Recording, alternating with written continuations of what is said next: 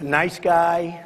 Got a lot of problems coming up, in my opinion, with the famous island with Jeffrey Epstein. A lot of problems. Barack Obama. I was not a fan of Jeffrey Epstein, and you watched people yesterday saying that I threw him out of a club. I didn't want anything to do with him. That was many, many years ago.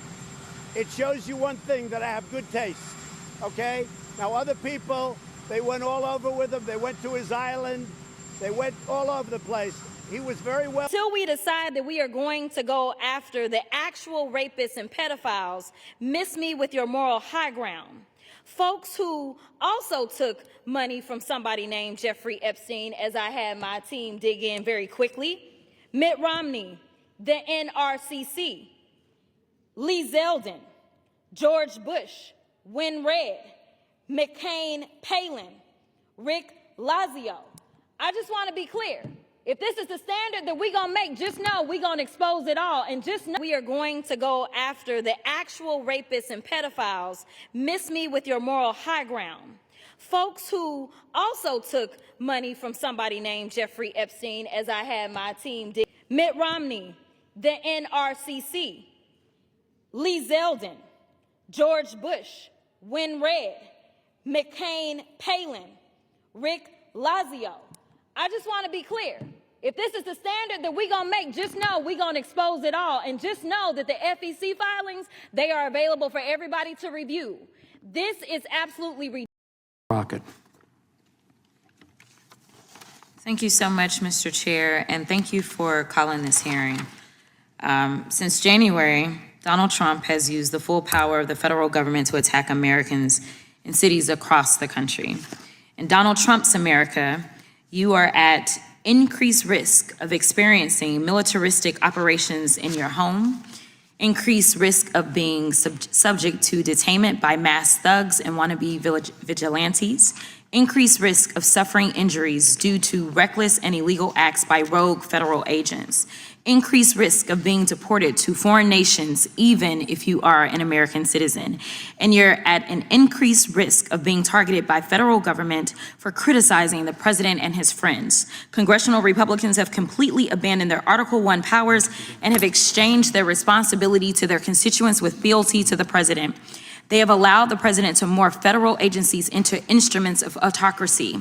And as a result, the president has been able to ignore federal law, disregard court orders, and implement the largest pay-for-play scheme in American history. The White House, well, what's left of it anyway, is literally up for sale.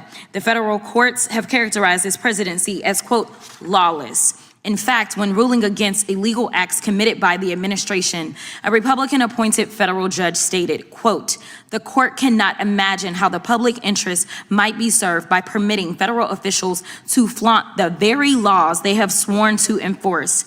In a separate case where the administration was sued for unlawful acts, the judge, also a Republican appointee, stated, quote, allowing constitutional rights to be dependent upon the grace of the executive branch would be a dereliction of duty by this third and independent branch of government and would be against the public interest.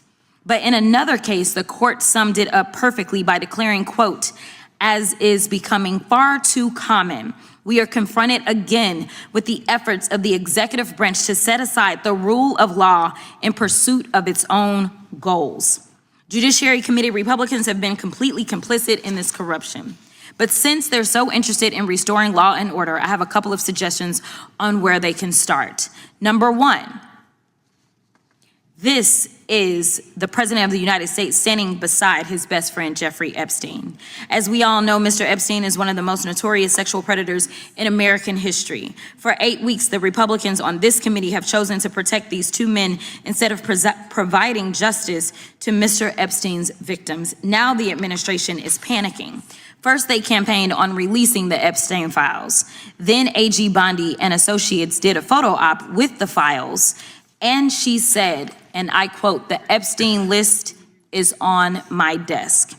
Then somehow the Epstein list didn't exist. Then the Epstein files became a Democratic hoax. Now the president is supposedly supportive of releasing the files, even though he's currently ignoring a congressional subpoena to do so. Now the president is simply crashing out. And it's because he can't seem to explain his special decades-long relationship with one of the most prominent sexual predators in American history.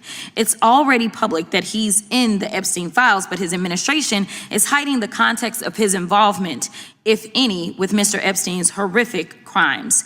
Now, Ms. Maxwell, who obviously helped Jeffrey Epstein traffic more than 1,000 women and girls, well, Donald Trump is now giving her special treatment while she's serving out her prison sentence. He won't even rule out giving her a pardon or commuting her sentence. I don't need to explain why pardoning sex traffickers wouldn't be restoring law and order. Now, this is Secretary of Homeland Security, Kristi Noem. Not only has Secretary Noem been busy filming propaganda ads, she's also been busy cashing in on millions of taxpayer dollars. In fact, Secretary Noem has funneled millions of dollars to a company called the Strategy Group. The Strategy Group helped Secretary Noem win her campaign to become the governor of South Dakota. Corey Lewandowski, her top policy advisor, has worked with the firm. And the company's CEO is married to Secretary Noem's chief spokesperson, Mrs. Tricia McLaughlin. This is what corruption looks like. They're stealing money from the American people's pockets and depositing it into their bank accounts. Now we move on to yet somebody else. This is the so-called border czar, Tom Homan. Mr. Homan is on tape accepting $50,000 in cash bribes stuffed in a brown paper bag from an undercover FBI agent. Apparently, Mr. Homan accepted these bribes in exchange for awarding federal contracts to his friends. Trump's Department of Justice killed the investigation into Mr. Homan's crimes, and congressional Republicans didn't say a mumbling word.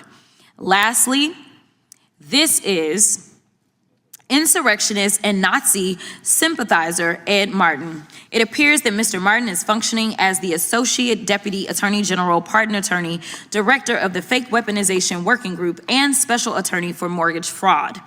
All that means is that Mr. Martin is Trump's lapdog, whom the president sends to initiate lawsuits against the president's perceived political opponents.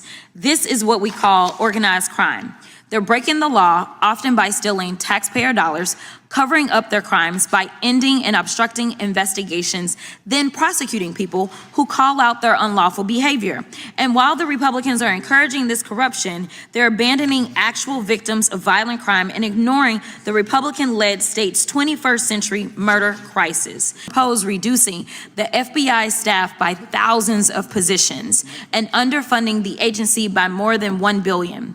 They've proposed slashing resources from the ATF. They've proposed cutting grants for juvenile justice programs and hate crimes, and eliminating the community violence intervention and prevention grants.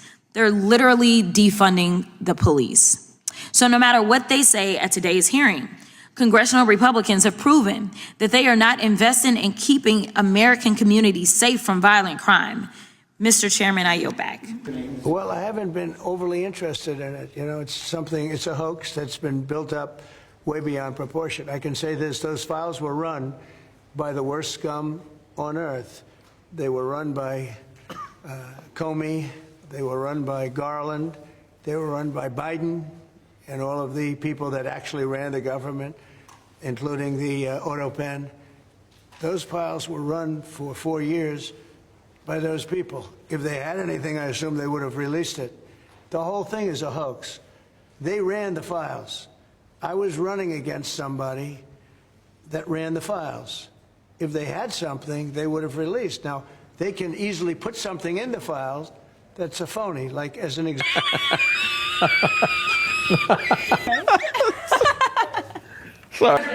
Will you ask Attorney General Pam Bondi to release more documents to finally put this controversy to bed? You know, whatever's credible, she can release. If a document is credible, if a document's there that is credible, she can release. I think it's good. But it's just really, it's just a subject. He's dead. He's gone, and all it is the Republicans. Certain Republicans got duped by the Democrats, and they're following a Democrat playbook. and no different than Russia, Russia, Russia, and all the other hoaxes. They're started by the Democrats and some Republicans. In this case, I was surprised, but they got duped. But have you talked about it? Have you talked about it with her the last few days? President, first of all, remember your high-ranking officials, whether it's been your FBI director or Pam Bondi, they have made some inconsistent statements in the past. We've had. Well, I don't know. I can't speak about him, but I can say that Pam Bondi, I really think that she's done very good. She says, I gave you all the credible information. And if she finds any more credible information, she'll give that too. What more can she do than that? I mean, honestly, what more can she do? And we do have bigger problems. You know, we have problems with millions of illegal people that came in here, and they're killers and murderers. We have 11,888 murderers that were allowed into our country by Biden, sleepy Joe Biden, stupid Joe Biden. He allowed them into. Oh my. We have to talk. Hundreds of men found themselves the brunt of a. What's that? Andy, can you read? All right. American generals handle that very well. She's really done a very good job. And I think that when you look at it, you'll understand that. I would like to see that also. But I think the Attorney General, the credibility is very important. And you want credible evidence for something like that. And I think the Attorney General has handled it very well.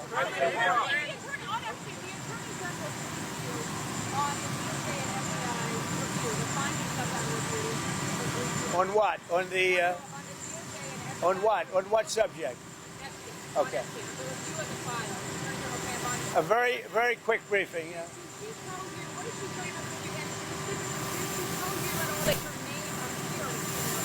No, she's given us just a very quick briefing, and in terms of the credibility of the different things that they've seen. And I would say that, you know, these files were made up by Comey, they were made up by Obama, they were made up by the Biden, we went through years of that with the Russia hoax, with all of the different things that we had to go through. We've gone through years of it, but she's handled it very well, and it's going to be up to her. Whatever she thinks is credible, she should. Around here somewhere.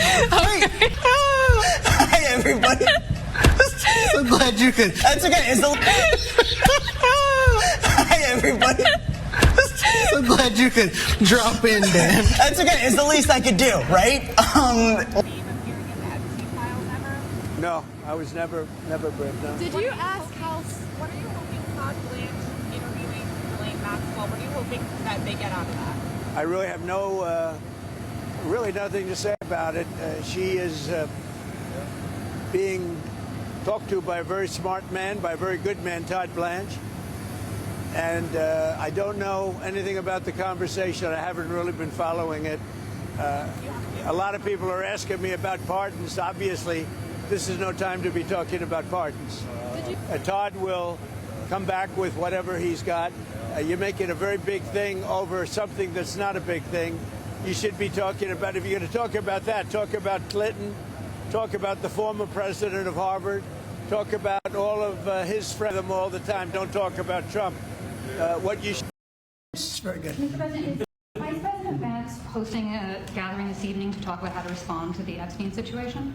Is he working on what? Is he hosting some kind of gathering of top advisors this evening to talk about how to respond to the Epstein situation? I don't know. I could ask you that question.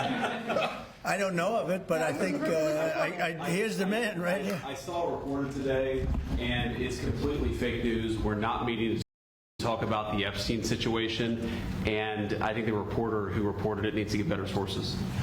On that, look, the whole thing is a hoax. It's put out by the Democrats because we've had the most successful 6 months in the history of our country, and that's just a way of trying to divert attention to. I don't know of it, but I think here's the man right here. I saw a reporter today, and it's completely fake news. We're not meeting to talk about the Epstein situation. And it's completely fake news. We're not meeting. And it's completely fake news. We're not meeting to talk about the Epstein situation. And I think the reporter who reported it needs to get better sources. On that, look, the whole thing is a hoax. It's put out by the Democrats. Look, the whole thing is a hoax. Look, The whole thing is a hoax. It's put out by the Democrats because we've had the most successful 6 months in the history of our country. And that's just a way of trying to divert attention to something that's total bullshit. Total bullshit. Bullshit.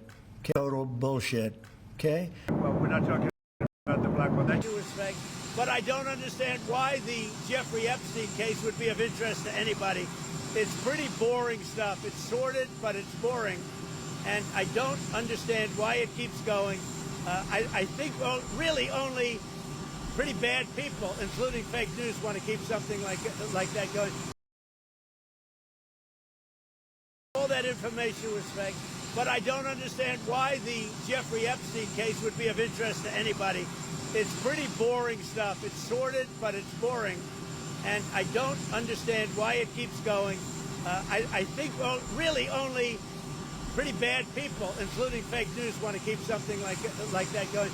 But credible information, let them give it. Anything that's credible, I would say let them have it.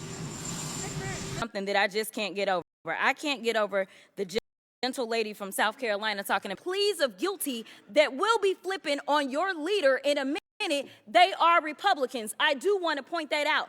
That will be flipping on your leader in a minute. They are Republicans. I do want to point that out. And half of them were Republicans that were handpicked by Donald Trump himself. So, to be clear, whatever happens to your little leader, it's going to be because of the actions that he took. So you can talk all you want to about how January 6th was nonsense, but all of y'all were running. The rain is not that funny. No. All right. I'm so sorry. Oh no, it's all gonna go bad.